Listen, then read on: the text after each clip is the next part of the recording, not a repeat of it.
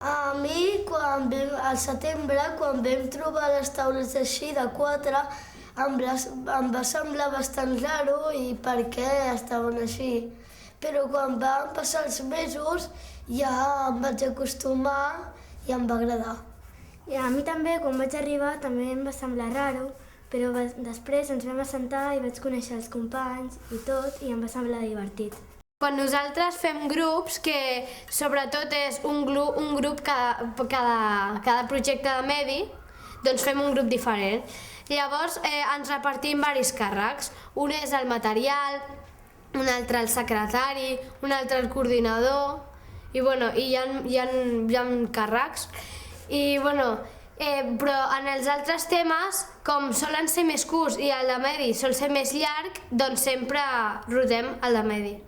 Per exemple, si al grup hi ha una persona que, per exemple, no escriu molt bé, doncs el grup li diu: mira, podria ser tu secretari i així t'ajudem i tu potencies això d'escriure i escrius millor. O, per exemple, algú que li agradi molt aixecar-se a la taula, doncs que s'aixequi: mira, vés-me a buscar un full, no sé què, llavors aquest s'aixeca i el va a buscar, això.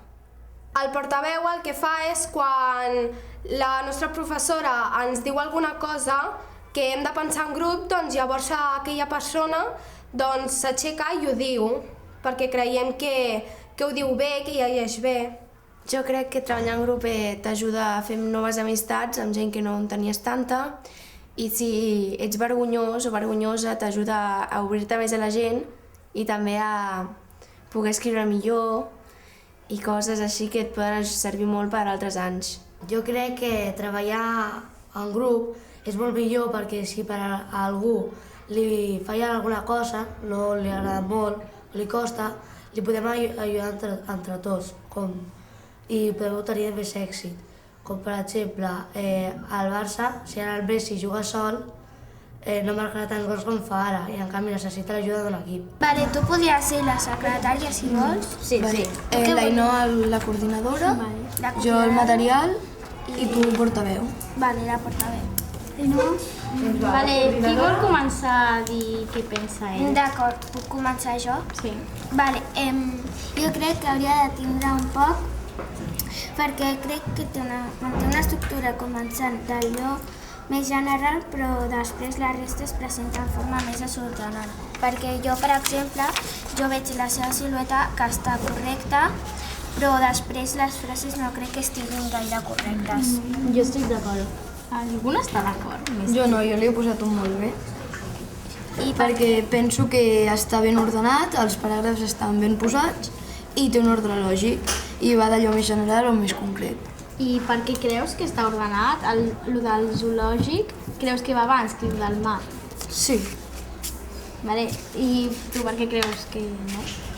Doncs perquè crec que fa salts, les seves frases no és que s'entenguin massa, per exemple, alguna d'aquestes, i també n'hi ha narrades i coses d'aquestes.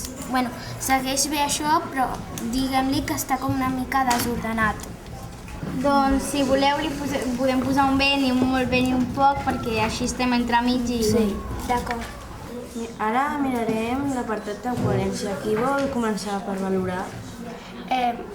Jo crec que no és una descripció, perquè directament no t'ho pots imaginar, i perquè t'explica molt bé, et centra bé, però després t'explica tot el del zoològic i no t'explica com és, i jo no em puc saber si és rosa i tot això, perquè si jo no sé què és un dofí, que seria el que s'ha de fer una descripció, no m'ho puc imaginar. Jo crec que és el concepte bàsic de la descripció.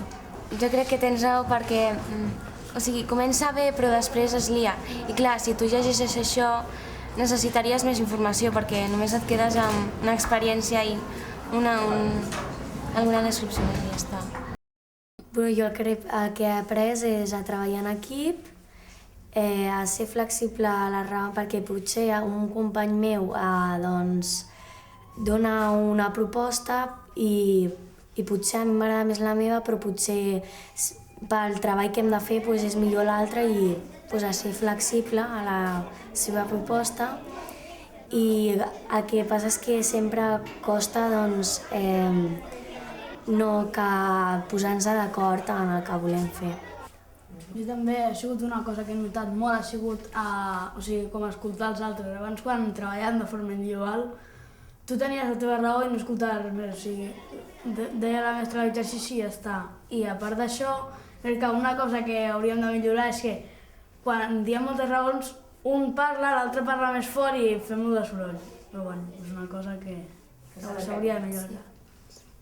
Jo penso que, a part de treballar en equip, hem après molt que a l'hora d'estar tots junts, que hi ha moltes més opinions, i a l'hora de parlar-ho tot, sempre, en comptes d'escollir només una, podem juntar-les totes i fer una molt millor.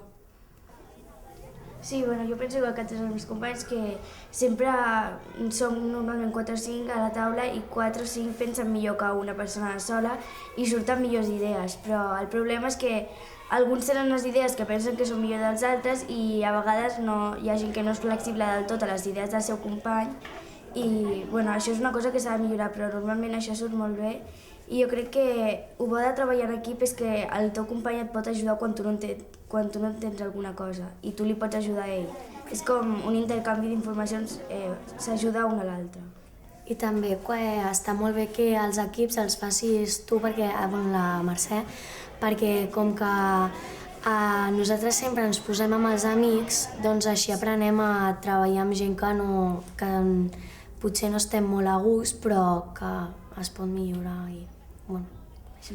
Nosaltres fem coavaluació perquè una vegada tenim el text, doncs en vez de corregir-nos-ho a nosaltres, perquè doncs ens posaríem, segurament molta gent es posaria molt bé, doncs ens ho corregeix un company i el que fa és ens ho corregeix amb els aspectes que s'han de tindre en compte i ell diu, jo crec que es mereix un B en l'aspecte de coherència o coses així i després, un cop ja ho té tot valorat, doncs el nostre company ens fa el retorn i ens diu mira, jo crec que et mereixes un B o a coherència o que ell hagi valorat.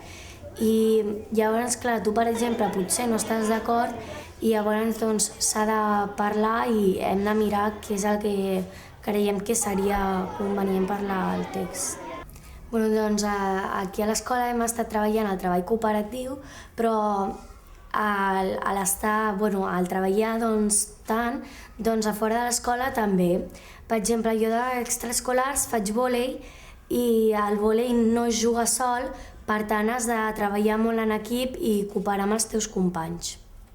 I això, treballar-ho a l'escola ajuda també a treballar-ho fora de l'escola. Jo estic d'acord amb el que ha dit l'Aina de treballar-ho aquí a l'escola, però jo penso que ja ho tenim integrat i la meva mare m'ho diu a casa, però jo no m'entero, aleshores jo no sé que ho faig servir i m'ho va dir un dia i jo em vaig quedar així, doncs vale. Un dia que estàvem a Sant Joan d'Espí vam perdre un partit i tothom estava molt deprimit perquè vam perdre molt poc. I jo crec que a l'escola ja tenia aquests valors, ja ho tenia integrat i vaig fer que s'espavilessin, perquè tothom estava allà com estaven que no es parlaven entre ells ni feien res. Ara quedem amb els amics, no? I un dia, al Carnaval, nosaltres vam fer una disfressa, un autobús molt gran on hi quèiem tots, que era de cartró. I estàvem a casa i el primer dia que vam quedar, entre tots hi vam dir ens sentem i ens planifiquem el treball. I tothom ens vam començar a riure perquè sempre, la Mercè sempre ens diu tot això i vam estar treballant en equip tota l'estona i ens vam distribuir la feina i vam planificar-nos el treball i crec que s'ha notat una millora en tota la gent de la classe.